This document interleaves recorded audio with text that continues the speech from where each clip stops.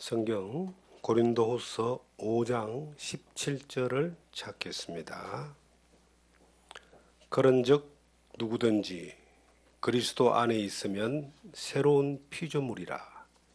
이전 것은 지나갔으니 보라 새 것이 되었도다. 아멘. 새로운 인생 출발이라는 제목으로 고린도후서 5장 17절의 말씀을 통해서 우리에게 주시는 하나님의 은혜를 함께 나누기를 원합니다. 사람들은 마음을 새롭게 잡고 새로운 인생을 한번 각오하고 살아보겠다. 그래서 인생의 출발 지점을 새롭게 재정립하는 사람들이 많습니다. 그리고 요즘은 100세 시대라 60세가 되면은 이제 공무원들이나 기업체에서 일하시는 분들이 정년 퇴직을 합니다. 그럼 이제 퇴직을 하고 나면은 남은 시간이 너무 길어요. 그래서 인생 이모작이다 그러고 인생은 60세부터 새롭게 출발한다. 그렇게 이야기하는 분들이 많이 있습니다.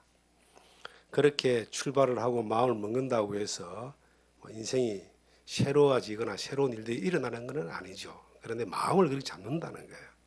근데 이 성경에는 인생은 60세부터가 아니라 인생은 새로운 피조물이 되고 난 이후부터 다시 출발하는 겁니다. 우리가 어머니 뱃속에서 태어나는 그 한 인생을 살다가 어느 날 한 번 죽어서 두 번 죽어 지옥 가는 사람들이 인생의 여정입니다. 그런데 어머니 뱃속에 태어나서 어느 날 하나님의 놀라운 사랑 가운데 예수 그리스도로 말미암아 죄 사함 받고 구원받아 거듭나는 그 순간 한 번 더 태어나는 것을 거듭난다 그래요. 이것을 새로운 피조물, 새로운 인생의 출발점이 됩니다. 거듭난 그 사람들은 육체의 생명이 어느 날 죽는 것을 성경은 죽었다 하지 않고 잔다 그래요. 그리고 부활의 소망을 기다리다가 어느 날 영원한 천국에 영원히 사는 그러한 약속을 보장받은 사람들이 거듭난 사람들입니다. 사람들은 거듭난다 혹은 새로운 인생을 출발한다는 것에 대해서 자기가 마음 먹고 자기가 뭔가 행동을 달리하면은 그것이 될 줄 알고 그렇게 이야기를 합니다. 그런데 인간이 마음을 먹고 행동을 달리하고 목적을 달리한다고 해서 그게 거듭나는 것이 아닙니다. 조금 바뀐 인생을 사는 것이지 거듭난 것이 아닙니다. 요한복음 3장에 보시면은 니고데모라는 사람이 밤에 예수님을 찾아옵니다. 예수님을 찾아와서 이제 하나님의 뜻이 무엇인가에 대하여 넌지시 알기를 원할 때에 예수님이 그 니고데모에게 말하기를 요한복음 3장 3절에 사람이 거듭나지 아니하면 하나님 나라를 볼 수 없다 그럽니다. 이 세상에 태어나는 것은 어머니 뱃속에서 태어나서 한평생 한 100년 살다가 다음 세상으로 영원한 세계로 가게 되는데 이 인생은 울면서 태어나서 죽자고 고생하고 울면서 죽는 것이 이것이 인생입니다. 조금 다른 사람보다 나은 삶을 산다고 해서 그것이 영원히 보장되지 않는 삶이기 때문에 결국은 수고와 슬픔뿐인 것이 인생의 결론입니다. 그런데 하나님의 나라에 출발점이 있는 사람은 슬픔도 고통도 괴로움도 이별도 죄도 악도 없는 그 평안과 그 하나님의 은혜와 사랑으로 충만한 그 하나님 나라에 영원히 사는 것이 보장되는 이러한 하늘나라의 사람으로 출발하는 이것은 어디에서 출발하느냐? 그 출발 지점이 있어야 된다는 거예요. 거듭나는 것이다.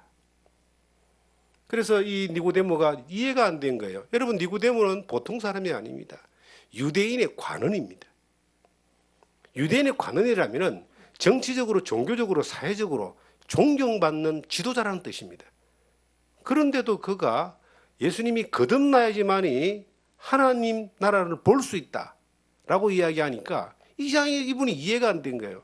아이 예수님 도대체 거듭나는 게 뭡니까? 다시 태어나는 게 뭡니까? 늙어서 어머니 뱃속에 다시 들어갔다 나와야 됩니까? 그렇게 질문하는 거예요.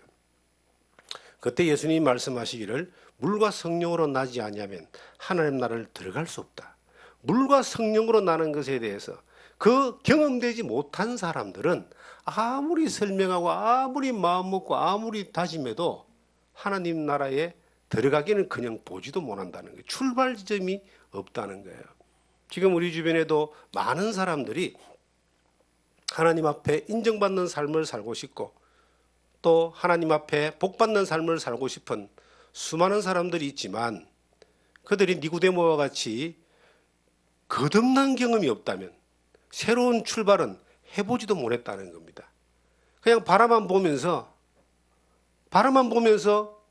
자기 생각 가운데서 그렇게 될지 모르겠지만 하나님이 인정하는 사람은 물과 성령으로 거듭난 사람, 예수 그리스도로 말미암아 죄 사함 받고 구원받아 영생을 보장받은 사람에게만이 그 새로운 출발이 진행되는 겁니다. 우리는 어느 날 내 마음대로 살다가 하나님의 놀라우신 은혜로 성령의 인도하신 가운데 하나님 말씀을 들을 수 있는 기회가 주어진 겁니다. 각자에게 여러 각자의 어떤 그 환경과 사건은 다르다 할지라도 그 자리에 오게 하시는 분은 성령이십니다. 성령님이 각자의 모습으로 불러가지고 하나님 그 놀라운 사랑 안으로 들어올 수 있는 기회를 주시는데 그것이 그냥 되는 것이 아니라 출발 지점이 분명히 있다는 겁니다. 출발 지점이. 그 출발 지점이 이 성경에 기록된 그대로 누구든지 그리스도 안에 있으면 새로운 피조물이라. 예수 그리스도와 나와 어떤 관계가 있느냐. 그리스도 안에 있는 사람은 새로운 피조물인데 이 그리스도 안이라고 하는 것은 어떻게 이것이 설명될 수 있는 것이냐. 그 출발 지점이 십자가입니다. 성경 고린도전서 1장을 보시면 고린도전서 1장입니다. 1장 18절을 보시면 십자가의 도가 멸망하는 자들에게는 미련한 것이요 구원을 받는 우리에게는 하나님의 능력이라. 이 십자가의 도라는 것은 예수 그리스도가 골고다 십자가 위에서 이 세상의 죄를 다 담당하고 나의 죄를 다 담당하고 거룩한 보혈의 피를 흘려서 내 죄값을 지불하여 내 죄를 영원히 갚아주고 사해 놓으신 그 놀라운 사건을 이야기하는 겁니다. 이 사건이 믿어진 자에게는 하나님의 능력이에요. 천국 가는 능력. 새로운 피조물로 하나님의 사람으로 하나님의 자녀로 살아가는 새로운 출발점에 설 수 있는 능력이 십자가의 도, 십자가 위에서 예수 그리스도가 나를 위해서 하신 일이 이것이 새로운 피조물의 출발 지점이에요.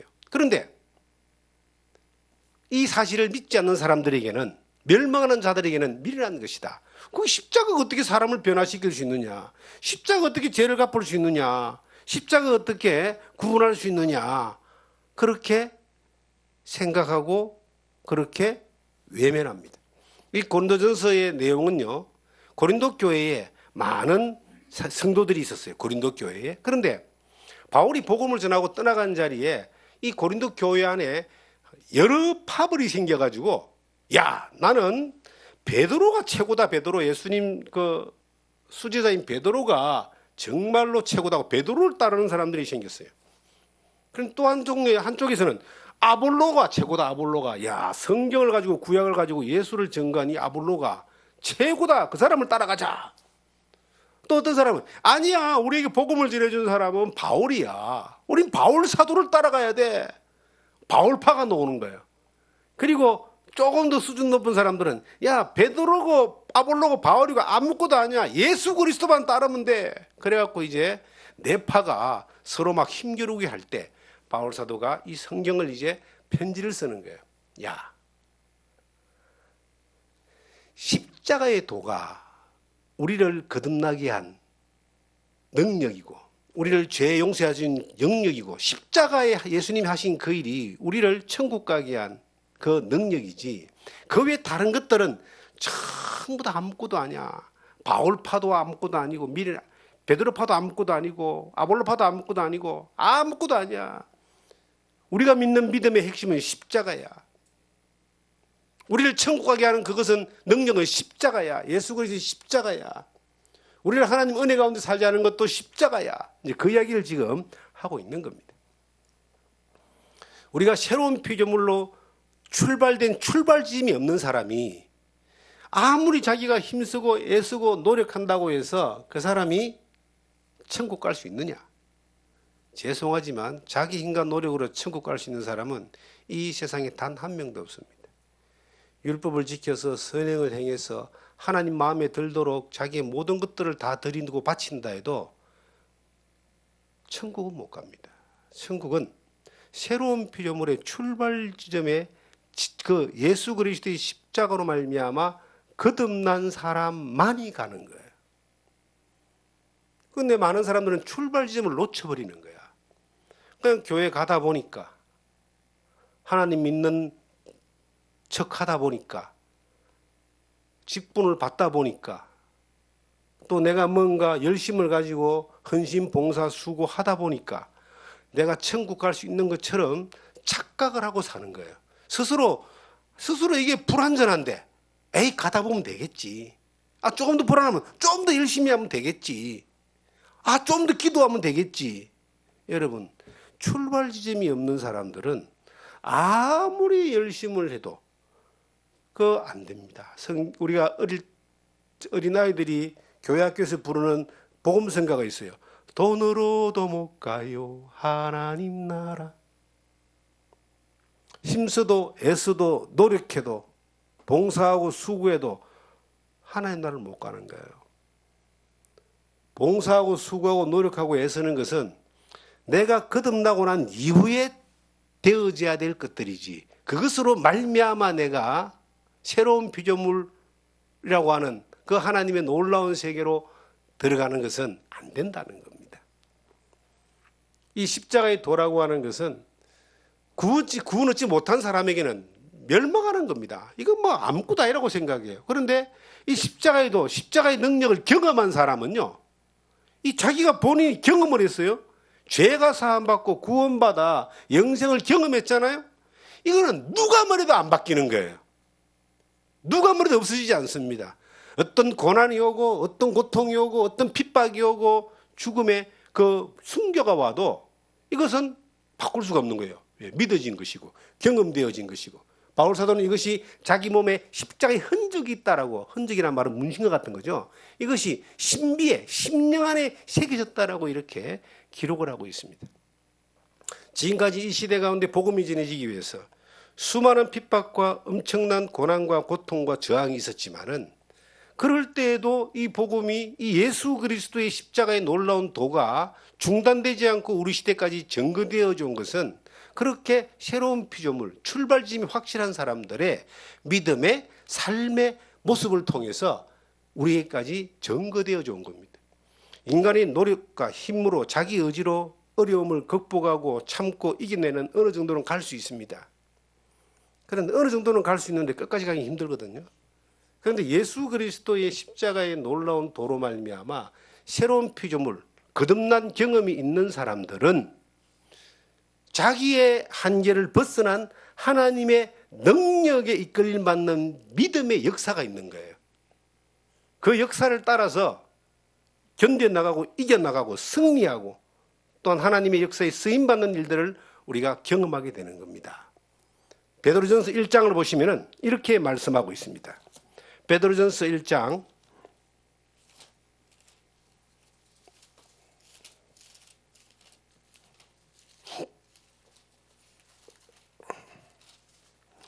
1장을 보시면 23절입니다. 1장 23절을 보시면 너희가 거듭난 것이 썩어질 씨로 된 것이 아니요 썩지 아니할 씨로 된 것이니 살아있고 항상 있는 말씀으로 되었느니라. 그러므로 모든 육체는 풀과 같고 그 모든 영광은 풀의 꽃과 같으니 풀은 마르고 꽃은 떨어지되 오직 주의 말씀은 세세토록 있도다 하였으니 너희에게 전한 복음이 곧 이 말씀이니라. 너희가 거듭난 것이 뭘로 거듭났냐? 사람이 말을 잘해서 거듭났냐? 아니면 누가 무슨 거듭났다고 상패를 금에다가 새겨가지고 줬냐? 이런 거 아니라는 겁니다.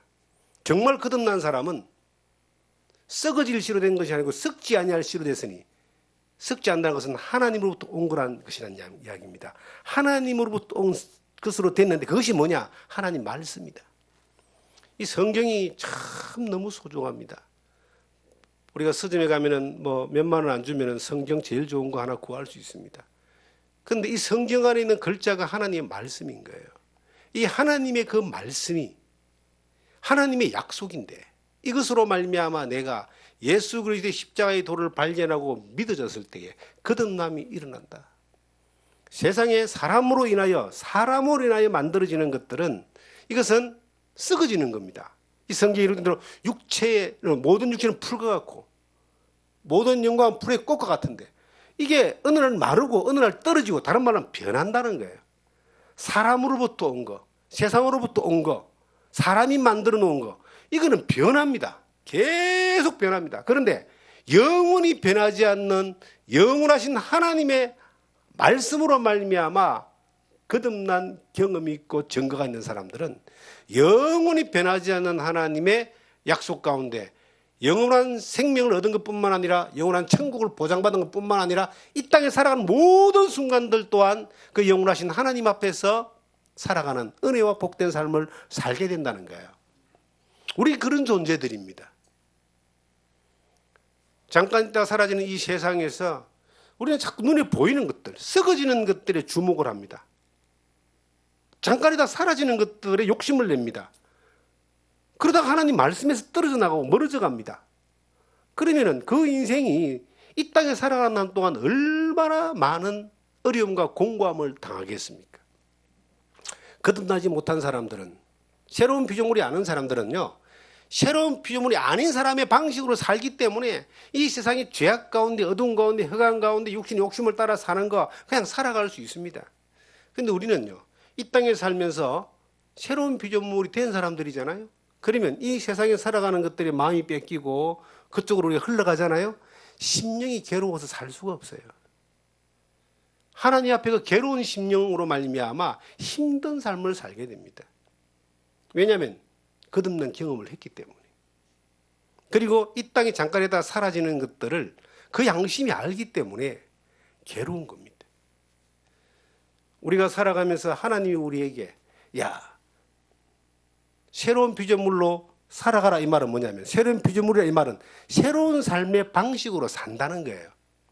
이 말은 뭐냐면 먹는 게 다르고 입는 게 다르고 사는 게 다르고 목적이 다르다는 이야기인 거예요. 우리가 예수님 믿기 전에는 이 땅에서 나는 것만으로 먹고 그 먹는 것만으로 만족하는 줄 알았어요. 근데 먹는 거 참 중요하죠. 의식주 굉장히 중요한데 많이 먹어봐야 그 기쁨이 얼마나 갑니까? 아무리 맛있는 거 먹어봐야 한 3일 갑니까? 이틀 지나면 다 화장실에 다 빠져나오고 또 배고픈데. 그래서 예수님이 말씀하셨어요. 사람이 떡으로만 살 것이 아니요 하나님 입에서 나오는 모든 말씀으로 살 것이니라. 우리는 뭘로 사느냐? 육신은 육신의 것들을 먹고 일시적인 우리 에너지를 얻고 만족을 누리지만 이건 일시적인 거잖아요. 잠깐 있다가 없어지는 거잖아요. 그런데 우리가 영혼이 거듭났잖아요. 새로운 피조물이 됐잖아요. 하나님의 말씀을 먹으면요 정말 만족함이 오는 거예요. 꿀과 송이꿀보다 달다고 그랬습니다. 일정한 음식보다도 어떤 시편의 기자는 이 하나님 말씀을 더 사모했다 그랬어요. 정말 하나님 말씀을 먹으면요 만족함이 있어요. 그 만족함이 이게 뭐 놀라운 겁니다. 예수님은 내 배에서 생수의 강이 흘러나온다. 아무리 시원하고 맛있는 물을 먹어도 또 목마른데 예수 그리스도로부터 오는 하나님으로부터 내려오는 그 생수를 먹으면, 그 은혜를 마시면 이게 목마르지 않습니다. 영원히 목마르지 않습니다. 먹는 게 다른 거예요. 사는 목적이 다른 거예요. 예수님 믿기 전에는요, 하나님 알기 전에는 내가 옛 사람일 때는 육신의 만족만을 위해 사는 거예요. 100년도 못 사는 육신의 만족을 위해서 좀 더 많이 가지려고 그러고 좀 더 먹으려고 그러고 또 그냥 살만하면 죄짓기 시작하잖아요. 그게 뭐 인생이 성공하고 승리하는 걸로 생각하는 거예요. 그런데 어느 날 살만하면 죽을 날이 다가오잖아요. 예수 믿고 난 뒤에는 이게 다른 거예요. 새로운 피조물은 하나님의 영광을 위해 살아갑니다. 하나님 뭘 기뻐하는가? 나를 구원해 준 예수님이 뭘 원하시는가? 주의 뜻을 알아가고 배워가고 쫓아가는 것이 삶의 방식이 달라지는 거예요. 무엇보다 중요한 것은요, 그 새로운 피조물로 살아가는 그 사람들은요, 두려워할 게 없어요. 왜? 하나님의 사랑이 그때부터 영원까지 함께하니까. 성경 로마서 8장을 보시면은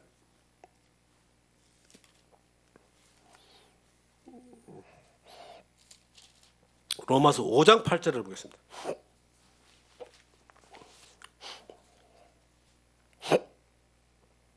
오장 8절, 우리가 아직 죄인 되었을 때에 그리스도께서 우리를 위하여 죽으심으로 하나님께서 우리에 대한 자기의 사랑을 확증하시느니라. 이 확증이란 말은요, 완전히 인간도당 확 찍어놨다는 이야기죠. 하나님이 우리에게 대한 자기의 사랑을 그 예수 그리스도의 십자가의 그 놀라운 은혜로 확정을 시켜놨는데, 언제까지? 영원히 확정시켜놨거든요. 그러면 내가 그로 인하여 하나님의 자녀가 되었어요. 하나님이 나의 아버지가 됐어요. 그러면 그 관계가 어느 정도까지 이게 놀라운 관계냐라면은 요한복음 10장을 보시면 이렇게 말하고 있습니다. 요한복음 10장을 찾겠습니다. 요한복음 10장 28절을 보겠습니다.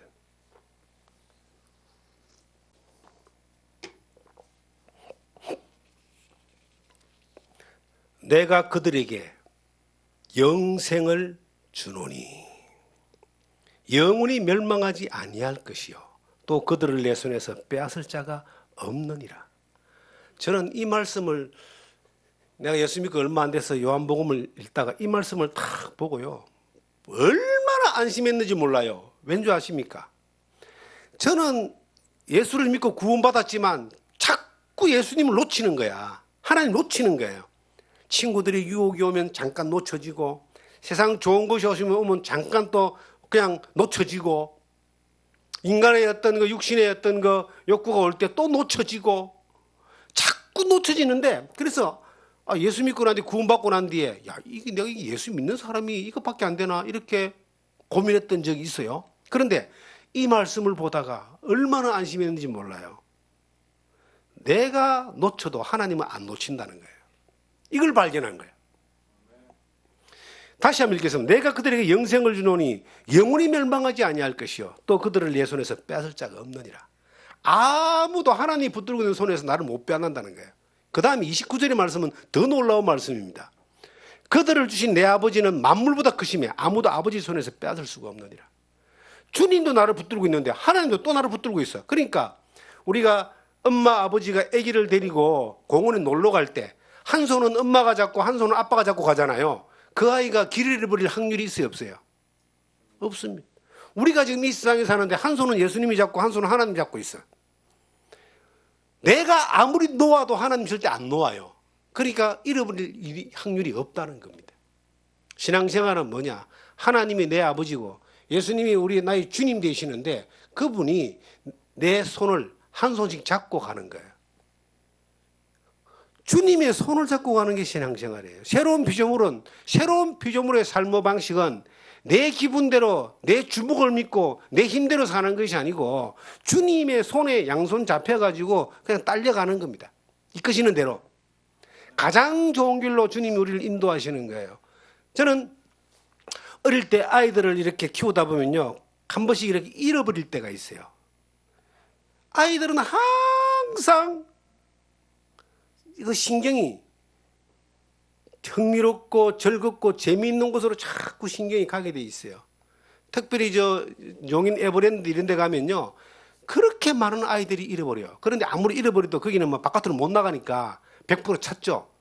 아이들이 왜 엄마를 잃어버리느냐? 아이들은 엉뚱한 짓을 하는 게 당연한 건데 부모가 아이들을 못 지켜서 잃어버리는 거예요. 우리 부모는 아이들을 잃어버릴 수가 있어요. 그런데 우리 아버지는 절대로 우리를 잃어버리지 않습니다. 이게 새로운 피조물의 삶의 방식이에요. 내가 하나님을 지켜나가고 하나님을 붙들고 가는 것이 아니고 우리는 실수하고 실패하고 넘어지고 엎어지고 내 마음대로 살고 그냥 멀리 갔다 돌아오고 처박히고 돌아오고 그런 일들이 수없이 반복되지만 우리 하나님은 절대로 내 손을 놓지 않고 끝까지 인도하신다는 거예요. 내가 너에게 영생을 준다 그러잖아요. 하나님 주신 그 영생, 영원히 보장된 그 하나님이 아무도 주님의 손에서 나를 빼앗을 수 없어요. 마귀도 못 빼앗아요. 마귀가 계속 공격을 해도 우리를 빼앗을 수는 없습니다. 세상의 수많은 유혹과 수많은 우리의 연약함으로 인한 어떤 그러한 시험들이 온다 할지라도 하나님의 손에서 우리를 빼앗을 수는 없습니다. 저는 지금까지 살면서 참 하나님의 손에 이끌려서 은혜 가운데 너무나 감사한 삶을 지금까지 살아오고 있는 거예요. 늘 감사하죠. 나는 부족하지만 하나님이 내 손을 붙들고 이렇게 지금까지 인도하는구나. 신앙생활은 주님 손에 잘 붙들려 있는 사람이 끝까지 영원히 가는 거예요. 누가 그러더라고. 누가 이기느냐? 끝까지 남는 사람이 이기는 사람이다. 어떤 사람이 신앙생활 하는 가운데 끝까지 남겠어요? 신앙생활은 이겨야 돼요. 승리하는 자가 돼야 돼요. 이기고 승리하기 위해서는 내가 힘쓰고 내가 애써서 싸움 잘하는 것이 아니고 영원한 승리자 되시는 주님 딱 붙들고 그 붙들려 가지고 잘 따라가면 이 사람은 승리하는 사람이에요. 우리에게 이김을 주시는 분이 바로 주님이십니다. 성경 우리 한번 찾아보겠습니다. 요한일서 5장을 보시면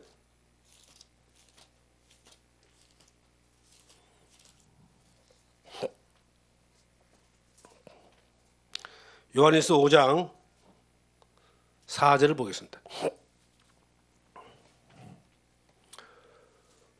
무릇 하나님께로부터 난 자마다 세상을 이기느니라.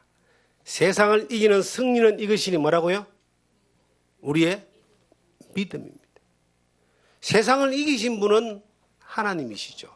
세상을 이기신 분은, 죄를 이기신 분은 예수님입니다. 마귀를 이기신 분도 예수님입니다. 죽음을 이기신 분도 예수님입니다. 그 예수님을 믿음으로 우리가 하나님의 자녀되고 구원받고 새로운 피조물의 삶을 살아가기 때문에 살고 있습니다. 그런데 이 땅에 살면서 우리가 이기는 삶을 살아야 되는데 내가 싸움에서 이기려고 하면 안 됩니다. 자, 저희 교회에 60이 넘어서 이제 예수를 믿은 분이 계셔요. 지금은 이제 천국 가셨는데 이분은 이제 자기는 평생 담배를 피웠는데 자기는 담배 끊으라면 교회를 안 나오겠다는 거예요.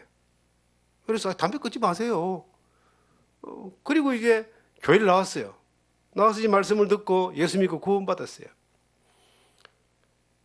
근데 그분이 평생 자기는 담배를 피웠고 하루에 한 갑 이상 피우고 담배 그래 좋고 담배 안 피우라면 자기는 교회 안 나가겠다, 예수 안 믿겠다 했던 사람인데 예수를 딱 믿고 난 뒤에 담배를 끊어버렸어요. 나는 그걸 보고 놀란 거예요. 평생 그것도 한 2, 3년 피우다 말한 것이야. 평생 이가 아니면 죽는다는 사람이 왜 그걸 끊을 수 있는 힘이 어디서 왔겠는가? 그게 내 힘으로 끊는 것이 아니고요. 성령으로 인하여 끊어지게 하는 힘이 들어오는 거예요. 예수 믿는 사람에게는 십자가의 능력이 있어요. 능력이. 우리가 아무것도 아닌 것 같잖아요. 하나님의 자녀예요. 보통 사람하고 틀린 게 없잖아요. 그런데 우리는 세상을 이기고 죄를 이기고 마귀를 이기고 승리하신 예수 그리스도를 믿는 믿음이 있어요. 예수 그리스도의 능력이 있어요.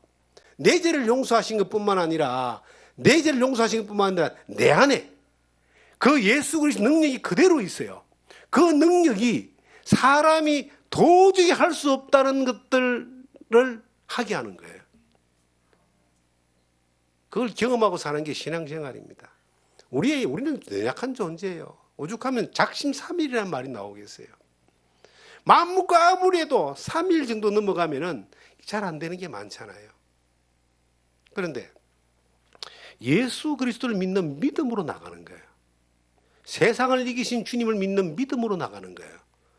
그 예수님의 능력이 나를 이기게 하는 거예요. 우리의 생각을 바꾸게 합니다. 우리의 말을 바꾸게 합니다. 우리가 변하려고 해서 변하는 것은 일이라면 하나님의 능력으로 우리를 바꿔주는 것은요 100만 1000만도 되는 거예요. 그것을 따라가는 것이 신앙생활입니다. 세상을 이기면 이것이니 우리의 믿음이니라. 우리가 예수 그리스도를 믿을 때 세상을 이기신 예수 그리스도의 능력이 우리를 세상을 이기게 하는 그러한 승리를 경험하게 하는 겁니다. 그리스도를 믿는다는 게 뭐예요? 첫 번째는 예수 그리스도가 십자가 위에서 나를 위해서 해 주신 일을 믿는 거잖아요. 두 번째는 뭡니까? 승리하신 그 예수 그리스도가 지금도 능력으로 나와 함께함을 믿는 거예요. 그 믿음을 믿으면서 그분 앞에 그분의 이름으로 기도하면 또 하나님이 들어주신다고 그랬거든요. 이런 놀라운 특권과 이런 놀라운 특혜를 받으며 살면서도 전혀 능력 있는 사람 같이 안 사는 사람들이 너무나 많아요. 왜 그럴까요? 믿음으로 안 사는 것 때문입니다. 자기 생각으로 사는 거예요. 예수 믿는 많은 사람들이 착각하기 쉬운 게 뭐냐면은 자기를 믿고 사는 거야. 자기를 믿고. 자기를 믿는다는 말은 예수를 믿는 목적이 자기야. 자기 건강한 거, 자기 잘 되는 거, 자기 부자 되는 거, 예? 자기 형통한 거.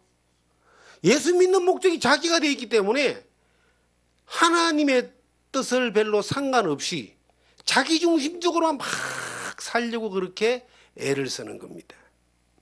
예수 믿는 것은요, 하나님의 영광을 위해 사는 거예요. 주인이 내가 아니고 정말 주인이 예수님인 겁니다. 하나님이 이끄시는 대로 사는 거예요. 손 잘 잡고.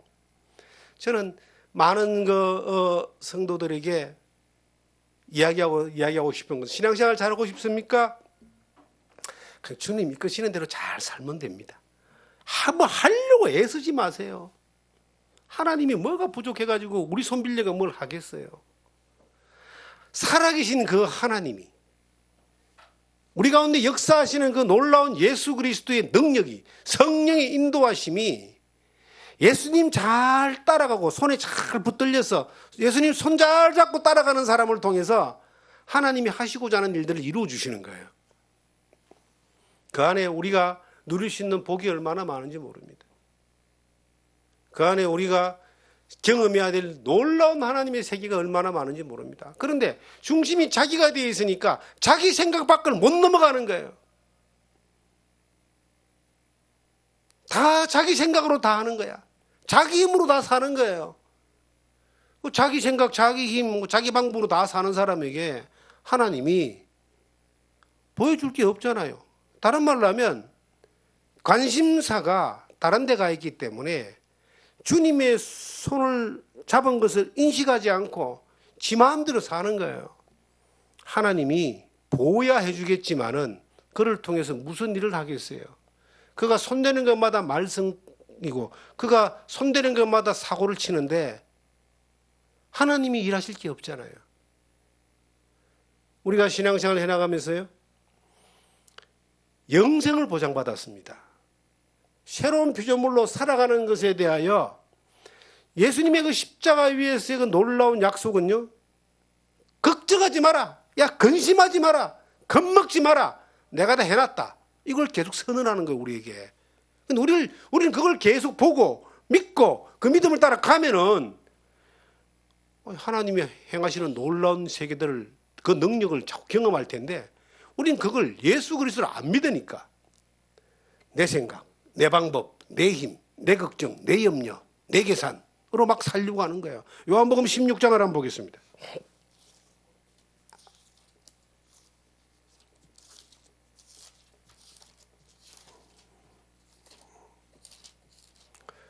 (33절을) 보시면요,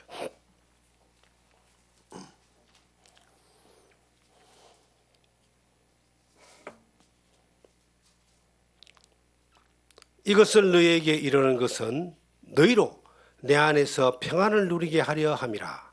세상에서 너희가 환난을 당하나 담대하라. 내가 세상을, 그다음 뭐랬어요? 왜 이 말씀을 기록한 줄 아냐 이 말이에요. 왜 너에게 이 말을 하는 줄 아냐. 제발 좀 알아들으라. 너희에게 평안을 주기 위해서다. 왜?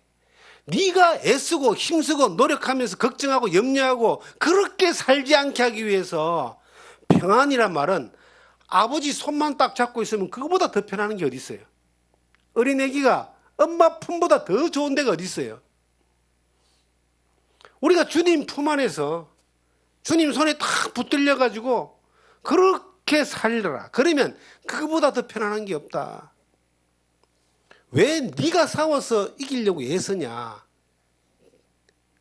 여러분, 하나님의 일은 하나님이 하세요. 저는 그걸 믿어요. 그래서 하나님의 일을 내가 하려고 애쓰지 않습니다. 하나님이 하신 일을 따라가지고 순종하죠. 목숨 바쳐서라도. 그런데 앞서가지 않습니다. 이끄시는 대로 가는 거예요. 내가 내 힘으로 하면 더 잘할 수 있을 것 같은 그런 막 생각이 들 때가 있어요. 그리 갔다가는 완전히 망하는 거죠. 하나님 이끄시는 대로 주님 품 안에서 그렇게 살아라고 주님이 우리에게 평안을 준다 그랬어요.